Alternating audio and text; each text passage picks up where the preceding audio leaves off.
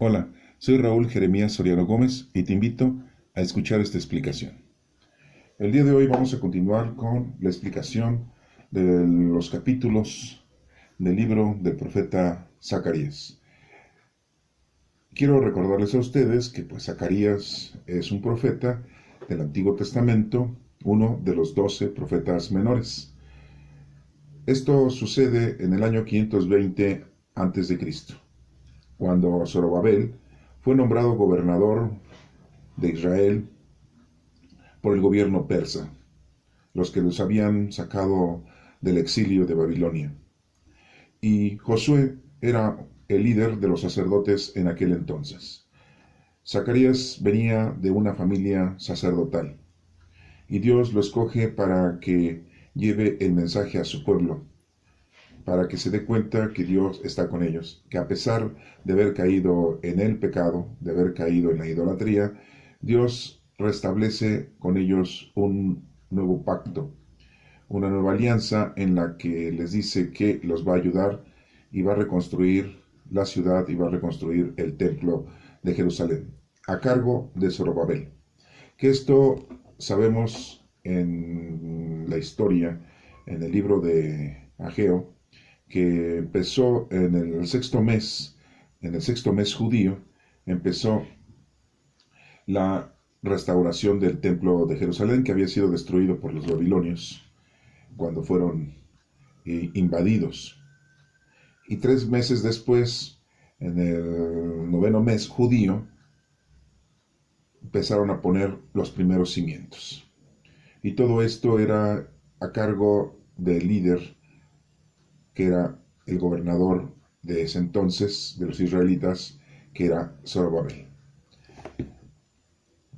Bueno, después de esta pequeña introducción que estamos ahorita recordando, quiero también comentarles que el libro nos hace referencia principalmente de las visiones que tiene Zacarías con respecto al mensaje de Dios, y que el ángel de Dios le va explicando paso a paso qué significa cada una de esas visiones. Y Zacarías le va preguntando al ángel qué significa cada una de esas cosas. Y lo principal que hemos estado viendo es que nuestro Padre Dios les hace la promesa de reconstruir y de que van a volver a vivir bien en Jerusalén, ahí en su lugar de origen, y que también manda a las naciones circunvecinas por su mala acción, su destrucción, ya que al haber actuado mal, les iba a ir mal. Y recuerden que nada se mueve sin la voluntad de nuestro Padre Dios, y que tanto Siria y Nínive como los babilonios con el rey Nabucodonosor II iban a caer sus fuerzas, sus guerreros, sus soldados, sus naciones, al igual que Egipto y algunas otras ciudades más. Y nos habla de la nueva forma en que el pueblo israelita va a llegar a tener grandeza una vez más, y todo esto porque nuestro Padre Dios es quien los está apoyando y ayudando. Nos da un mensaje muy importante con respecto a los capítulos que ya hemos leído anteriormente, de que nuestro Padre Dios siempre nos ayuda, siempre está con nosotros. Él no se aleja de nosotros, nosotros somos los que nos alejamos de Él, y nos ofrece siempre su bendición. Y estando bien con el Señor, nos irá siempre bien. Pero en el momento en que nosotros nos apartamos de su poder, nos apartamos de su presencia, entonces ahí vienen las calamidades, y a toda acción viene una reacción, y siempre lo hemos dicho, que si tú siembras maldad, vas a cosechar maldad. Si tú no educas bien a tus hijos, tus hijos cuando el día de mañana van a estar muy mal educados. Y no digo las cosas mundanas, estoy hablando de las cosas de Dios, en las cosas espirituales. Si tú no le enseñas a tu hijo a conocer, amar y servir a Dios, cuando esté grande, no van a conocer, amar y servir a Dios, y los hijos de tus hijos, que son tus nietos, mucho menos. Y entonces ya es un distanciamiento, ya es un alejamiento, y por lo tanto van a vivir como seres humanos normales, entre comillas, seres humanos mundanos, y entonces les va a ir mal. porque no van a saber hacer las cosas correctamente. Y van a pensar que su inteligencia, su razonamiento, su capacidad humana es la que los está llevando al triunfo en la vida mundana. Y al final de cuentas, pues eso no sirve de nada y van a ser pues destruidos por sus propias formas y conductas que llevan a cabo, ¿no? Muchos de ellos dicen, pues yo estudié, yo trabajo, yo gano dinero bien, y mantengo a mi familia y, y soy una buena persona, yo no he matado, yo no robo. Y bueno, pues sí, qué bueno. Recordemos que eso está muy bien. Y dijo nuestro Señor Jesucristo, al César lo del César y a Dios lo de Dios. Al César lo mundano y a Dios lo espiritual. ¿Qué has hecho de espiritual? Nada. En lo mundano está bien, sacaste 10, pero en lo espiritual, 0. Acuérdense de lo que le dijo nuestro Señor al joven rico, cuando el joven rico se acercó a nuestro Señor y le dijo, al maestro, le dice, ¿qué tengo que hacer para ser perfecto? Pues quería ser perfecto. Y dijo nuestro Señor, pues cumple los mandamientos. Y el joven le dice, yo los he cumplido desde mi niñez. Es difícil decir eso, ¿no? Y decírselo a nuestro Padre Dios o decírselo a nuestro Señor Jesucristo en ese momento, pues sí era difícil agarrar y decir, yo lo he cumplido desde mi nacimiento. Bueno, sí, qué bueno, pero te falta algo, le dijo nuestro Señor Jesucristo. Algo más te falta. Vende todo lo que tienes, porque era un joven muy rico, vende todo lo que tienes, dáselo a los pobres y después vienes y me sigues. Y el joven rico pues le dio mucha tristeza porque no pudo hacer lo que nuestro Señor Jesucristo le había pedido, vender todo, y después dárselo a los pobres y después seguir a nuestro Señor Jesucristo. O sea, no pudo. ¿Por qué? Porque era muy rico y él no había hecho esa riqueza por sus propias manos, sino esa riqueza venía de abolengo, o sea, venía de sus padres. Eran herencias que le habían llegado a él. Entonces había él nacido en una cuna humana, sin necesidades. Entonces, a lo mejor por eso no le costó mucho trabajo cumplir con los mandatos de Dios, ¿no? Que para cualquiera de nosotros decir eso, que has cumplido con todos los mandatos, pues es muy difícil, ¿no? Es muy terrible eso, ¿no? No creo que haya alguien ahorita en la actualidad. Pues él lo hizo. Pero pues, no podían dejar. Entonces nuestro Señor da una nota muy importante en donde dice qué difícil es para un rico entrar en el reino de los cielos. Porque lo distrae el mundo. Sí, entonces, como les menciono, tenemos que conocer, amar y servir a Dios y hacer nuestro trabajo que nos corresponde a cada uno de nosotros con los dones del Espíritu Santo que tenemos, que los hemos recibido en el bautismo. Entonces, eso es importante tenerlo nosotros porque si no lo comprendemos eso, pues no vamos a llegar a cumplir correctamente lo que tenemos que hacer en este planeta. ¿Sí? Bueno.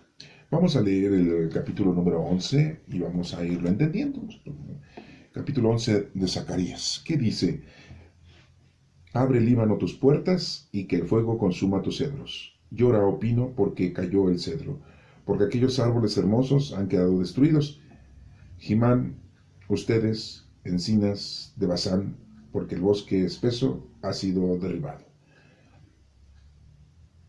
Lloran a gritos los pastores, porque la hermosura de los pastos ha quedado destruida. Se oye el rugido del león, porque la espesura del Jordán ha quedado destruida. Esto me dijo el Señor mi Dios, cuida las ovejas destinadas al matadero. Los compradores las matan sin sentirse culpables y los vendedores dicen, gracias al Señor ya soy rico. Ni siquiera sus propios pastores tienen compasión de ellas. Pues del mismo modo, tampoco yo volveré a tener compasión de la gente que vive en ese país, sino que voy a entregar a cada uno en manos de su prójimo y en manos de su rey. Estos destruirán el país y no salvaré de sus manos a nadie. Yo el Señor lo afirmo. Entonces me puse a cuidar las ovejas destinadas al matadero. Lo hice por cuenta de los tratantes y me conseguí 2 bastones. Al uno lo llamé Bienestar y al otro Unión. Y en un solo mes despedí a 3 pastores que habían agotado mi paciencia y me odiaban. Y a las ovejas les dije, no volveré a ser el pastor de ustedes, ni alguna ha de morir, que muera. Si alguna la matan, que la maten, y las que queden, que se coman unas a otras. Tomen entonces mi bastón, llamado bienestar, y lo rompí en señal de que quedaba anulado el pacto que Dios había hecho con todas las naciones. Aquel día quedó anulado el pacto y los tratantes de ovejas que me estaban observando comprendieron que era el Señor quien hablaba por medio de lo que yo hacía. Les dije entonces, si les parece bien, páguenme mi salario, y si no, déjenlo. Y me pagaron 30 monedas de plata. El Señor me dijo, toma esas monedas, el espléndido precio que me han puesto, y échalas en el tesoro del templo. Yo tomé las 30 monedas, las eché en el tesoro del templo. Rompí después el segundo bastón, el llamado unión, y así quedó destruida la hermandad entre Judá e Israel. El Señor me dijo, y ahora hazte pasar por un pastor irresponsable, porque voy a poner sobre este país un pastor que no se preocupará por la oveja descarriada, ni buscará a la perdida, ni curará a la herida, ni dará de comer a la debilitada, sino que se comerá la carne de las más gordas y no dejará de ellas ni las pezuñas. Hay del pastor inútil que abandona el rebaño, que caiga la espada sobre su brazo y su ojo derecho, que se le quede seco el brazo y completamente ciego el ojo. Capítulo 12. Este es el mensaje del Señor acerca de Israel, el Señor que ha extendido el cielo y ha puesto base a la tierra y ha dado vida al hombre, afirma. Yo hago de Jerusalén una copa de vino que emborrachará a todas las naciones vecinas. Cuando ellas pongan sitio a Jerusalén, también las otras ciudades de Judá serán atacadas. En aquel tiempo convertiré a Jerusalén en una piedra muy pesada para todas las naciones. Herirá a cualquiera de ellas que intente levantarla. Todas las naciones se juntarán en contra de Jerusalén, pero entonces yo espantaré a todos los caballos y volveré locos a sus jinetes. Cuidaré de los descendientes de Judá y dejaré ciegos a todos los caballos de las naciones. Al ver esto, los jefes de Judá dirán así: el Señor Todopoderoso es el Dios de los que viven en Jerusalén y que les da las fuerzas. En aquel tiempo haré que los jefes de Judá sean como un brasero encendido entre la leña, como un fuego entre manojos de espigas. Devorarán a derecha e izquierda a todas las naciones vecinas, mientras que los habitantes de Jerusalén vivirán otra vez en la ciudad. Pero primero yo, el Señor, salvaré a la familia de Judá, para que no crezca el prestigio de los descendientes de David y de los habitantes de Jerusalén por encima de los demás descendientes de Judá. Yo, el Señor, protegeré a los que viven en Jerusalén. Los más débiles de ellos serán tan fuertes como el rey David, y los descendientes de David serán como Dios, como el ángel del Señor que va al frente de ellos. En aquel tiempo destruirá a cualquier nación que ataque a Jerusalén. Llenaré de espíritu de bondad y oración a los descendientes de David y a los habitantes de Jerusalén. Entonces mirarán al que traspasaron y harán duelo y llorarán por él, como por la muerte del hijo único o el hijo mayor. Se hará en Jerusalén un duelo tan grande como el duelo que se hace por el dios Adad Rimón en la llanura de Megiddo. Familia por familia, cada una por su lado, hará duelo en el país. Los descendientes de David y también sus mujeres, los descendientes de Natán y también sus mujeres, los descendientes de Leví y también sus mujeres, los descendientes de Semei y también sus mujeres, así todas las otras familias, cada una por su lado y también sus mujeres. Capítulo 3. En aquel tiempo se abrirá un manantial para que en él puedan lavar sus pecados y su impureza los descendientes de David y los habitantes de Jerusalén. Y en todo este país destruiré hasta los nombres de los ídolos, para que no sigan siendo invocados. Y también quitaré del país a los profetas y a todo el espíritu impuro. Yo, el Señor, doy mi palabra. Entonces, cuando alguno quiera profetizar a sus propios padres, le dirán: tú has de morir porque pretendes hacer pasar tus mentiras por mensajes del Señor.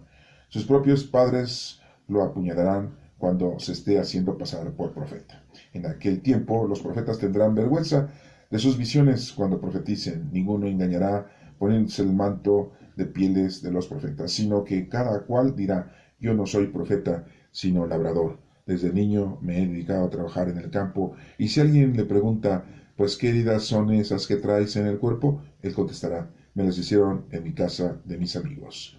El Señor Todopoderoso afirma, levántate, espada contra mi pastor y contra mi ayudante, mata al pastor y el rebaño se dispersará, y yo me volveré contra los corderos. Morirán 2/3 de los que habitan en este país, solo quedarán con vida la tercera parte, y esa parte que quede la haré pasar por el fuego. La purificaré como se purifica la plata, la afinaré como se afina el oro. Entonces ellos me invocarán, y yo les contestaré, los llamaré pueblo mío, y ellos responderán, el Señor es nuestro Dios, yo el Señor doy mi palabra. Capítulo 14. Ya viene el día del Señor, cuando tus despojos, Jerusalén, habrán de ser repartidos en medio de ti. Ese día reunirán el Señor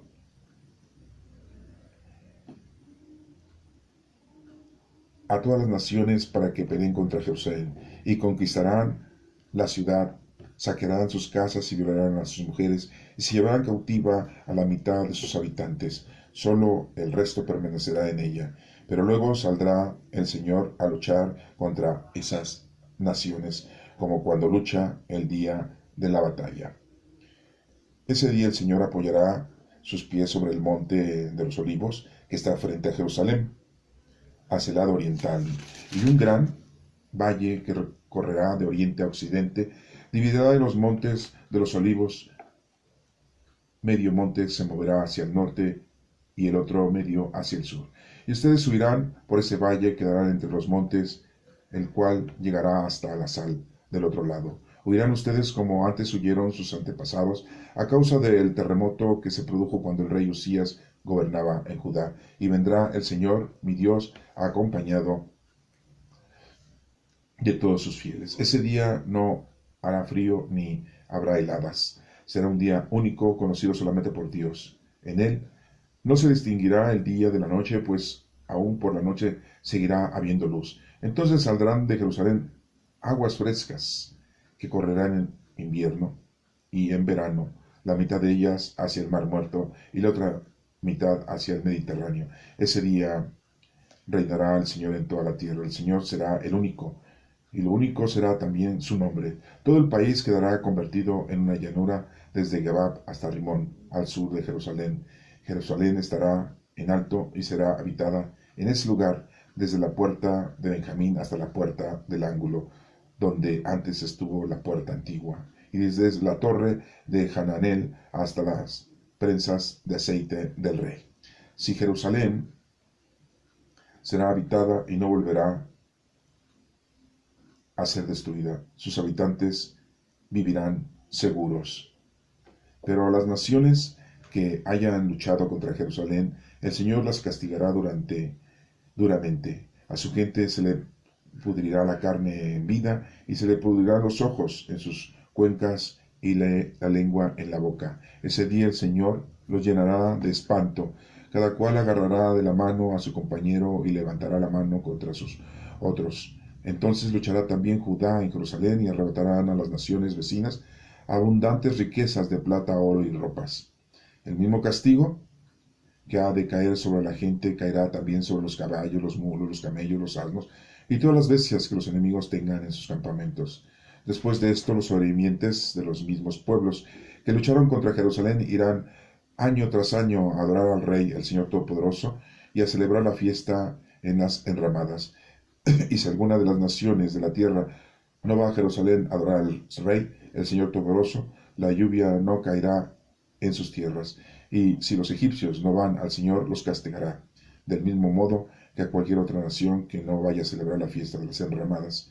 Ese será el castigo de Egipto y de todas las naciones que no vayan a celebrar la fiesta de las enramadas. Ese día hasta los escabeles de los caballos llevarán la inscripción consagrado al Señor, y los calderos del templo serán entonces tan sagrados como los tazones que están delante del altar.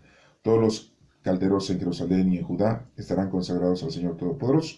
Quienes vayan a hacer un sacrificio los usarán y cocerán en ellos la carne de los animales ofrecidos. Ese día ya no habrá más comerciantes en el templo del Señor Todopoderoso. Esta es palabra de Dios. Te alabamos, Señor.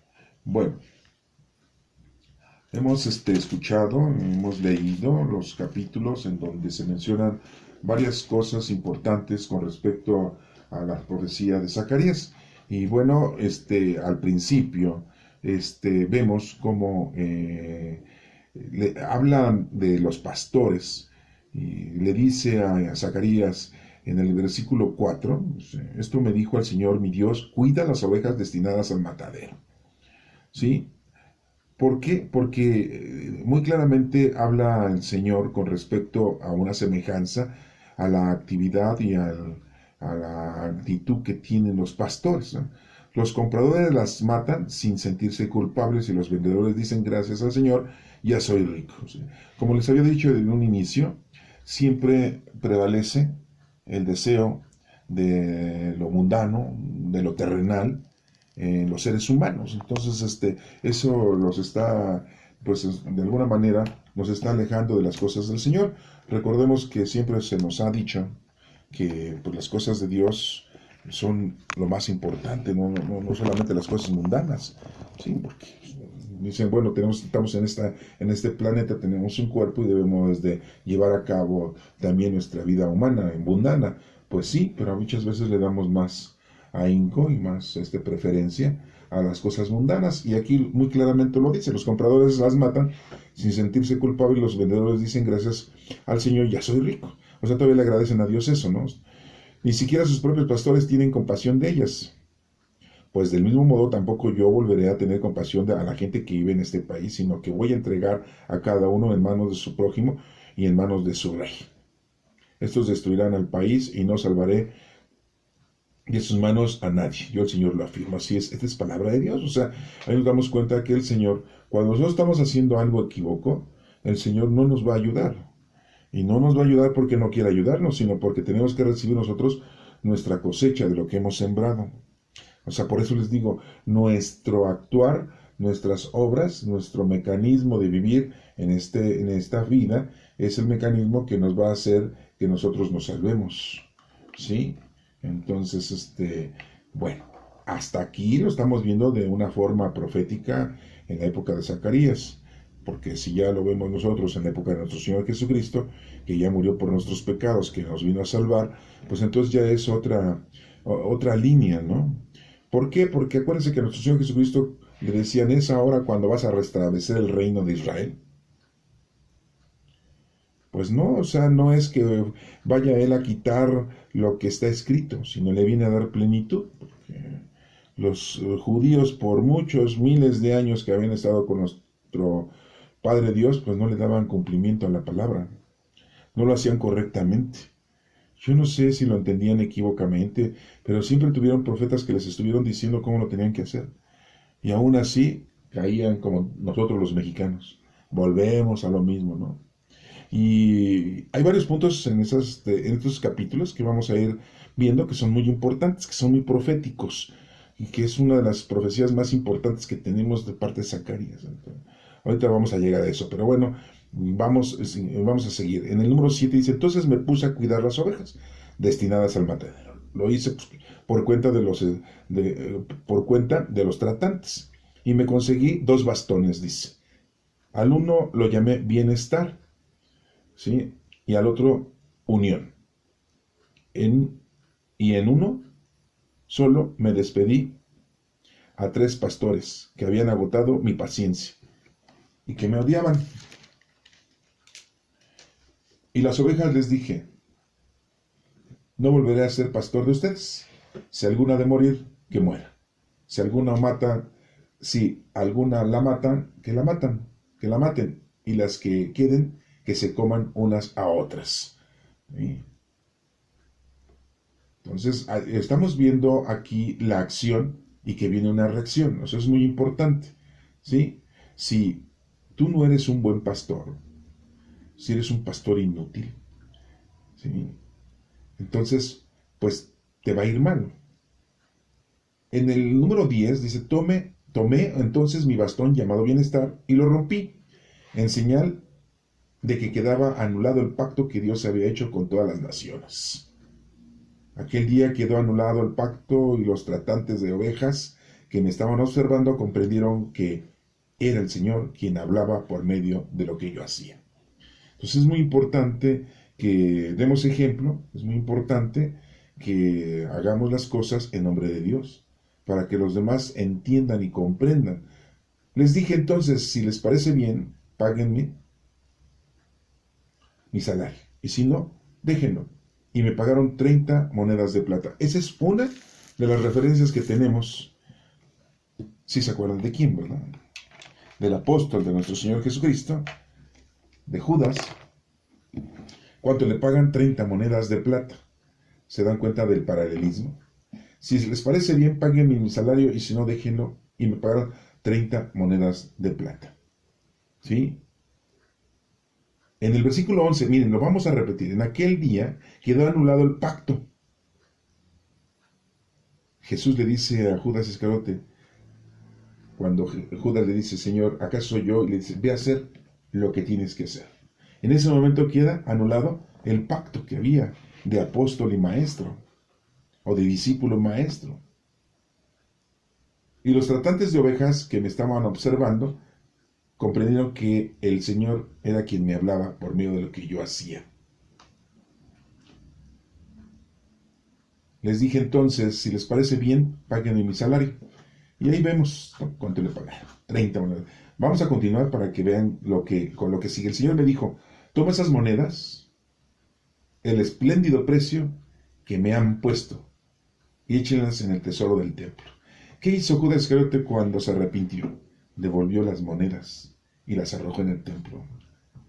Después de haberse dado cuenta que había caído en un error, que había caído en el pecado, de haber vendido a nuestro Señor Jesucristo por 30 monedas de plata. Y mismo Dios lo dice aquí, toma esas monedas, el espléndido precio que me han puesto. Ese es el precio que le pusieron a nuestro Señor Jesucristo para aprenderlo. Y échenlas en el tesoro del templo. Yo tomé las 30 monedas y las eché en el tesoro del templo. Pero ¿qué pasó en la época de Jesucristo? Esas monedas no las ocuparon para el templo, porque dijeron los fariseos y escribas que estaba sucio ese dinero, ¿no? Entonces lo ocuparon para comprar un terreno que se llama el Alfarero, que es un cementerio para enterrar a los extranjeros que morían en ese momento ahí en Jerusalén. ¿Sí? Sí, porque déjenme decirles que los judíos no pueden enterrarse con gente que no es de su nación, no, pues eso es como vandalismo, es como veneno, ¿eh? Tienen que estar ellos enterraditos, separados de los demás, ¿no? No, porque son el pueblo elegido de Dios, ¿no? Sí. ¿Sí? Bueno. ¿Qué sigue diciendo? Rompí después el segundo bastón, el llamado unión. Y así quedó destruida la hermandad entre Judá e Israel, la hermandad entre esos pueblos. Acuérdense que los dos pueblos, bueno, todos eran israelitas, pero estaba dividido en dos partes, ¿eh? Judá en el sur y Israel en el norte. ¿Sí? Bueno, y cada quien tenía sus reyes. Bueno, en aquel entonces, antes de que fueran invadidos por los babilonios. El Señor me dijo, y ahora hazte pasar por un pastor irresponsable. Así le dice Dios, ¿verdad? Porque voy a poner sobre este país un pastor que no se preocupará por la oveja descarriada, ni buscará la perdida, ni cuidará la herida, ni dará de comer a la debilitada, sino que se comerá la carne de las más gordas y no dejará de ellas ni las pezuñas. Y bueno, pues eso lo vimos también en la época de nuestro Señor Jesucristo, que el Sanedrín, en vez de preocuparse por sus ovejas, por su pueblo, se estaba preocupando por ellos mismos, por su bienestar, por su unión en el Sanedrín y tener una buena unión con los romanos para que les fuera bien y no fueran a caer en la distorsión. Y entonces los romanos no les tuvieran consideración. Recuerden que sino Caifás fue el que dijo, es mejor que muera un hombre y no que toda la nación perezca, refiriéndose a nuestro Señor Jesucristo. ¿Sí? Entonces es el pastor irresponsable. ¿Y cuántos pastores irresponsables hay hoy en día? Dirigentes, pastores, guías espirituales, presbíteros, sacerdotes, pues muchos son unos irresponsables, ¿no? Porque no se ocupan, sí, de lo verdadero, sino para engordarse ellos del mundo, ¿no? Sí, no se preocupan por la oveja descarriada, ni buscan la perdida, ni mucho menos curan a la herida, ni le dan de comer a la debilitada, como dice aquí. Bueno, En el 17 dice: "Ay del pastor inútil que abandona el rebaño, que caiga la espada sobre su brazo y su ojo derecho". Sí, pues acuérdense que si tu ojo peca, pues a lo mejor arráncatelo, dice, ¿no? La Sagrada Escritura. Si tu mano peca, pues córtatela, ¿no? Que se le quede seco el brazo y completamente ciego el ojo. Eso es el capítulo. En el capítulo 12 nos habla de la liberación de Jerusalén. Y dice así: ese es el mensaje que el Señor acerca de Israel. El Señor que ha extendido el cielo y ha puesto base a la tierra y ha dado vida al hombre, afirma: yo hago de Jerusalén una copa de vino que emborrachará a todas las naciones vecinas. ¿Se dan cuenta cómo no lo podemos entender esto literalmente? Eso está dando a entender que ahora Jerusalén iba a ser el ejemplo a seguir. Que Jerusalén, después de esta reconstrucción, todos los demás países se iban a dar cuenta de que Dios, el Dios que ellos amaban y adoraban, era la fuerza para seguir adelante y poder volver a la vida, ¿no? Sí, cuando ellas pongan sitio en Jerusalén, también las otras ciudades de Judá serán atacadas. En aquel tiempo convertirá Jerusalén en una piedra muy pesada para todas las naciones. E irá cualquiera de ellas que intente levantarla. Todas las naciones se juntarán en contra de Jerusalén. Pero entonces yo espantaré a todos los caballos y volveré locos a sus jinetes. Cuidaré de los descendientes de Judá y dejaré ciego a todos los caballos de las naciones. ¿Por qué iba a cuidar nuestro Padre Dios a los descendientes de Judá? Porque pues de la descendencia de Judá iban a ser nuestro Señor Jesucristo. Acuérdense que el rey David era descendiente de Judá y José era descendiente de David, al igual que nuestra Santísima Madre. Y Jesús era descendiente de Judá, de uno de los 12 hijos de Jacob. ¿Sí? Para que se acuerden, ¿no? No se vayan a olvidar de ese dato, ¿no? Al ver esto, los jefes de Judá dirán para sí: el Señor Todopoderoso es el Dios de los que viven en Jerusalén y el que les da fuerzas. En aquel tiempo haré que los jefes de Judá sean como un brasero encendido entre la leña, como un fuego entre manojos de espigas. Pues iban a florecer, iban a ser fuertes. Devorarán a la derecha e izquierda a todas las naciones vecinas, mientras que los habitantes de Jerusalén vivirán otra vez en su ciudad. Pero primero yo, el Señor, salvaré a las familias de Judá. Por eso les digo que pues, las familias de Judá pues, eran muy importantes para que no crezca el prestigio de los descendientes de David y de los habitantes de Jerusalén por encima de los demás descendientes de Judá. ¿Sí? Era importante la descendencia de Judá, pues ahí iba a nacer nuestro Señor Jesucristo, de ese linaje. Yo, el Señor, protegeré a los que viven en Jerusalén. Los más débiles de ellos serán tan fuertes como el rey David, y los descendientes de David serán como Dios, como el ángel del Señor, que va al frente de ellos. En aquel tiempo destruiré a cualquier nación que ataque Jerusalén. Es increíble, ¿verdad? Bueno, pero pues, así es. Nuestro Padre Dios perdona al pueblo, ayuda al pueblo, después de haberlo dejado que él solito se castigara, porque Dios no lo castigó, que él solito se castigara por sus malas actitudes, de que no le hizo caso a los profetas, de que no se arrepintió, no se convirtió, y pues vino el desastre. Si se hubiera convertido, si se hubiera arrepentido, si se hubiera regresado al culto honorable a nuestro Padre Dios, los babilonios no hubieran podido invadir a Jerusalén, a Israel. Algo les hubiera pasado.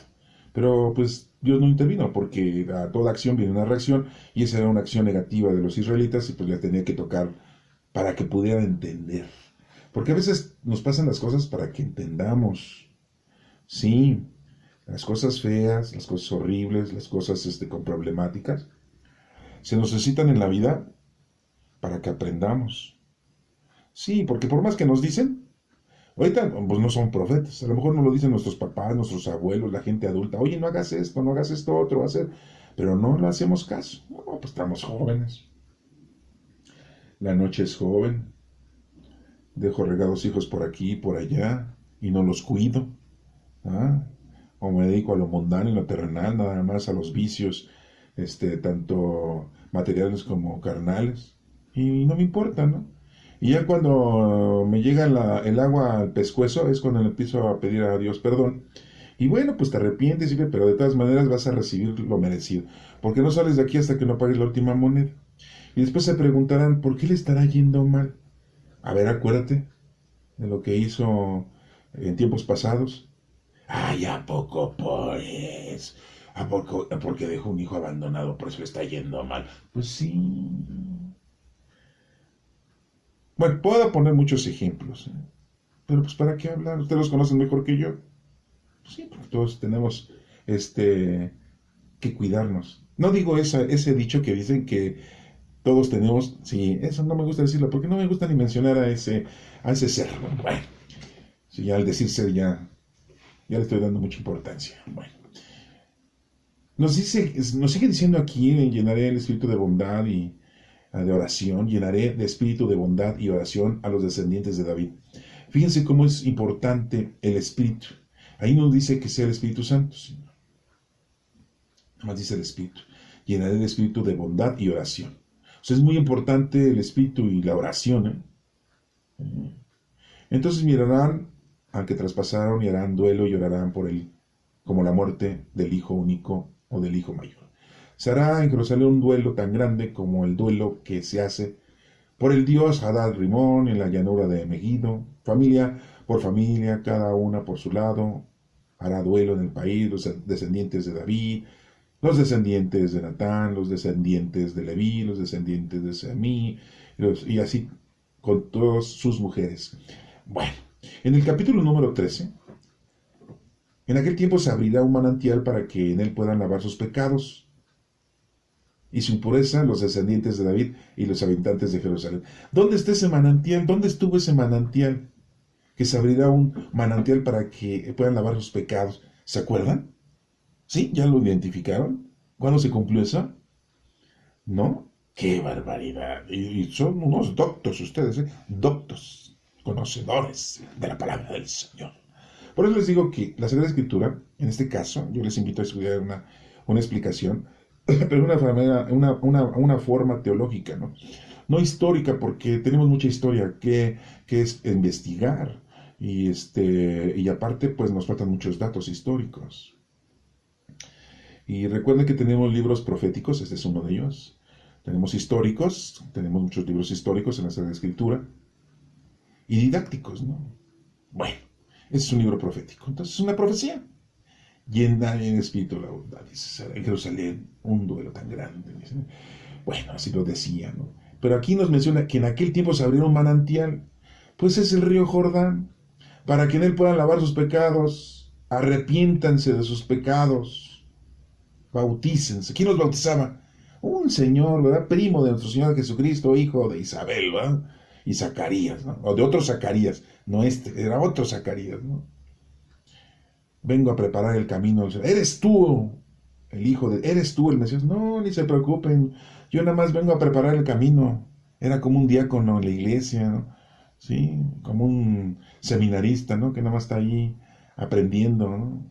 Yo no soy ni digno de desatar las sandalias del maestro, ¿no? Ese es el manantial para que puedan lavar sus pecados y sus impurezas los descendientes de David, todos los habitantes de Jerusalén. Bueno, ¿se dan cuenta cómo es importante esta profecía? Y en todo ese país destruiré hasta los nombres de los ídolos para que no sigan siendo invocados. Sí, en el momento que nació la iglesia cristiana, pues todos esos ídolos se acabaron, porque la gente empezó a adorar a nuestro Padre Dios, sí, a nuestro Señor Jesucristo, a seguir su doctrina. Y también quitaré del país a los profetas y a todo el espíritu impuro. Yo, el Señor, doy mi palabra. ¿Por qué iba a quitar a todos los profetas? Pues ya no hay profetas. ¿Cuál fue el último profeta? Juan. Juan el Bautista fue el último profeta. ¿Sí? Y en la Iglesia Católica le dicen que fue el primer santo. Juan el Bautista. Fíjense cómo lo dice, ¿eh? Y en todo este país destruiré hasta los nombres de los ídolos, para que no sigan siendo invocados. Y también quitaré del país a los profetas y a todo espíritu impuro. ¿Sí? Los espíritus puros, ¿quién le exorcizaba a la gente? Pues nuestro Señor Jesucristo. Y en su tiempo y forma, los discípulos, cuando nuestro Señor Jesucristo les dio el poder de sacar a esos espíritus impuros. ¿Se acuerdan de eso? Los que ya hayan leído los evangelios pues, se van a acordar de lo que estoy diciendo. ¿Sí? Versículo 3 dice, cuando alguno quiera profetizar, sus propios padres le dirán, tú has de morir porque pretendes hacer pasar tus mentiras por mensajes del Señor. Sus padres señalarán cuando se esté haciendo pasar por profeta. es algo muy, muy violento, ¿no? ¿Sí? En aquel tiempo los profetas tendrán vergüenza de sus visiones. Cuando profeticen, ninguno engañará poniéndose el manto de pieles de los profetas, sino que cada cual dirá, yo no soy profeta, sino labrador. Desde niño me he dedicado a trabajar en el campo. Y si alguien le pregunta, pues, ¿qué heridas son esas que traes en el cuerpo? Él contestará, me la hicieron en casa de mis amigos. Bueno. El Señor Todopoderoso afirma, levántate, espada contra mí, levántate, espada contra mi pastor y contra mi ayudante. Mata al pastor y el rebaño se dispersará. ¿Qué hicieron con nuestro Señor Jesucristo? Pues lo mataron. ¿Y qué hicieron los discípulos? Se dispersaron. Claro, pues la mayoría, ¿no? Los discípulos, 12 discípulos, pues uno se fue a tratar de ahorcar, el otro se fue a su casa. ¿Quién se fue a tratar de ahorcar? Judas Iscariote. ¿Quién se fue a su casa? Tomás. Y nada más quedaron 10 encerrados ahí en un recinto, escondiéndose, ¿no? Hasta que llegó Magdalena y le dijo, ábranme, soy María Magdalena, María la de Magdala, no era su apellido, ¿sí? Y la dejan entrar. He visto al Señor, ha resucitado el Maestro. Y pues todos se rieron, ¿no? Entonces aquí nos menciona, mata al pastor y el rebaño se va a dispersar. Y yo me volveré contra los corderos. Morirán 2/3 de los que habitan en este país, solo quedará con vida la 1/3 parte. Y esa parte que quede la haré pasar por el fuego. ¿Cómo la hizo pasar por el fuego Dios? Pues la venida del Espíritu Santo en Pentecostés, 50 días después de la resurrección de nuestro Señor Jesucristo. ¿Sí? Las otras 2/3 pues estaban muertos. ¿Qué les dijo Jesucristo? Dejen que los muertos entierren a sus muertos. Estaban muertos, o sea, no conocer, amar y servir a Dios, pues estaban muertos, ¿no? ¿Se dan cuenta de esta profecía de Zacarías? No, o sea, qué bárbaro, ¿no? Ya nada más faltaba tener un video ahí, pues, para que las cosas quedaran muy claras, ¿no? Y esa parte la haré pasar por el fuego, y la purificaré como se purifica la plata, la afinaré como se afina el oro. Entonces ellos me invocarán, y yo les contestaré. Los llamaré pueblo mío. Así nos llaman al Señor. Somos su pueblo. Ya no es solamente el pueblo judío, ¿verdad? Es todo aquel que ha sido salvado por nuestro Señor Jesucristo, todos nosotros los cristianos, ¿no? Pueblo mío. Y ellos me responderán, el Señor es nuestro Dios. Yo, el Señor, doy mi palabra. Así lo dice nuestro. Y pues eso se cumple, se cumplió. Se está cumpliendo.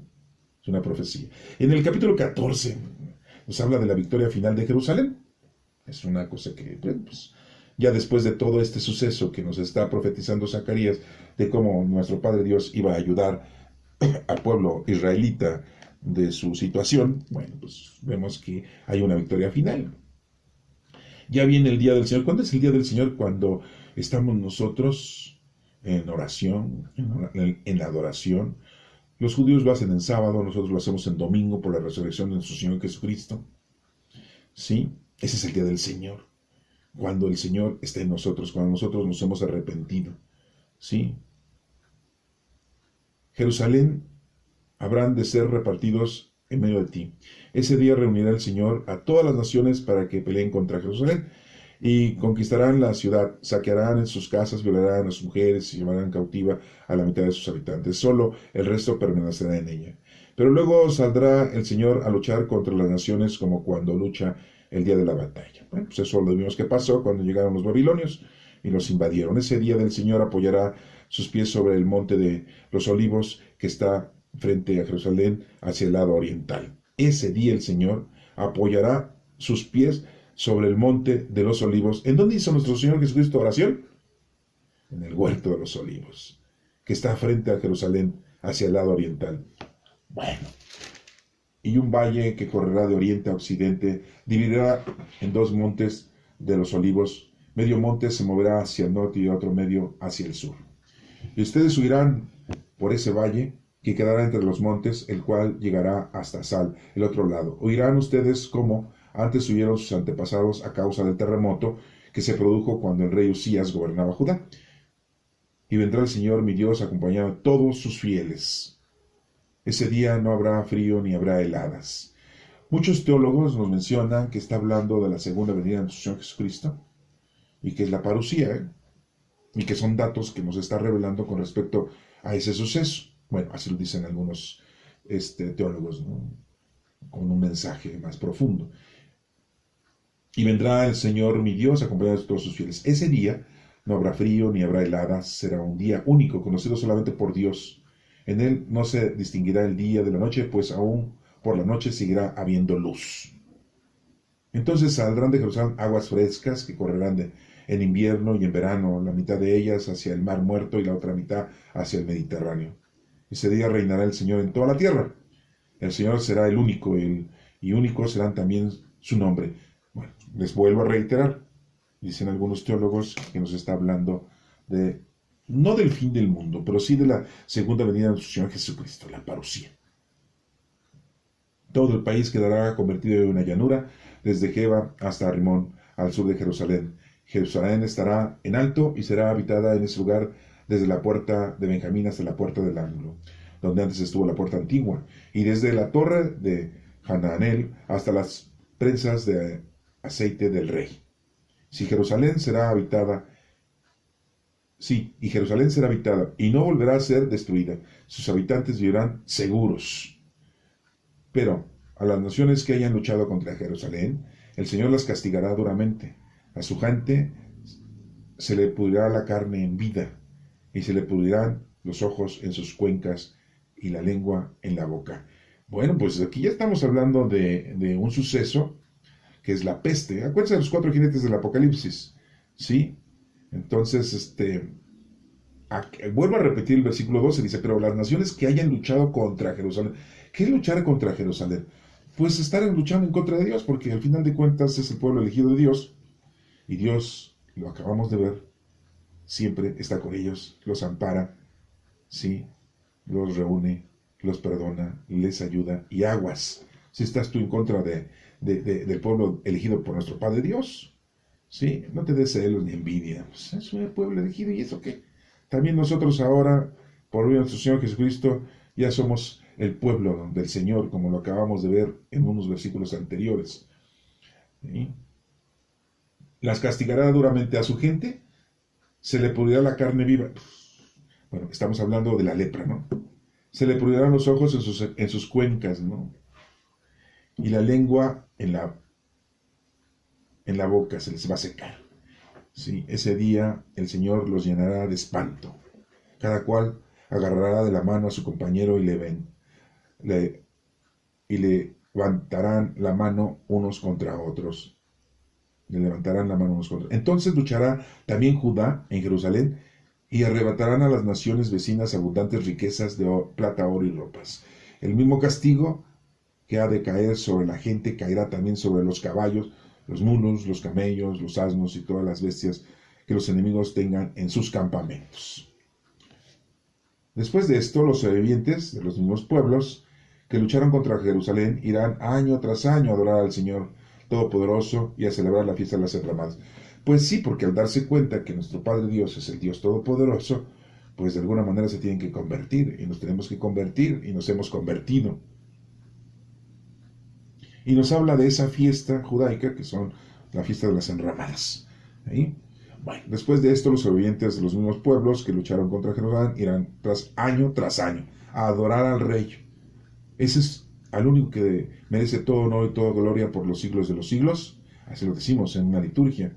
¿Sí? Y si alguna de las naciones de la tierra no va a Jerusalén a adorar al Señor Todopoderoso, la lluvia no caerá en sus tierras. O sea, y si los egipcios no van, el Señor los castigará del mismo modo que a cualquier otra nación que no vaya a celebrar la fiesta de las enramadas. Ese es el castigo de Egipto y de todas las naciones que no vayan a celebrar la fiesta de las enramadas, ¿no? Muy importante la adoración en esta fiesta, es fiesta judía. Ese día hasta los cascabeles de los caballos llevarán la inscripción consagrado al Señor. Y los calderos del templo serán entonces tan sagrados como los tazones que están delante del altar. Todos los calderos en Jerusalén y en Judá estarán consagrados al Señor Todopoderoso. Quienes vayan a hacer un sacrificio, los usarán y conocerán en ellos la carne de los animales ofrecidos. Ese día ya no habrá más comerciantes en el templo del Señor Todopoderoso. Bueno, pues esta es la profecía que se les estaba haciendo Zacarías a los israelitas en su exilio, post-exilio, de cuando habían sido invadidos por Babilonia. Pero se dan cuenta cómo está hablando esa profecía y que nos da datos importantes con respecto a lo que le pasó a nuestro Señor Jesucristo. ¿Sí? Un dato importante es el manantial en donde te vas a ir a arrepentir de tus pecados, ¿no? El río Jordán con Juan el Bautista. Entonces, esos puntitos, pues es muy importante que tú los vayas connotando y que te vayas dando cuenta, como el otro punto en donde, pues, muere el pastor y las ovejas se dispersan. Y así le pasó a los discípulos, ¿no? Muchos de ellos decían, yo te voy a seguir a donde tú vayas. Pues sí, pero esta misma noche me vas a negar 3 veces. Se lo dijo a Simón Pedro. Bueno, espero que esto te haya atraído para que lo vuelvas a leer con calma y lo estudies. Como te digo al principio, te invito a escuchar esta explicación, pero no tengo yo la última palabra, ni tengo yo todo la exactitud. Puedes leerlo, estudiarlo, no sin antes pedirle al Espíritu Santo que te llene de conocimiento y sabiduría para que lo puedas entender de mejor forma. Que Dios te bendiga.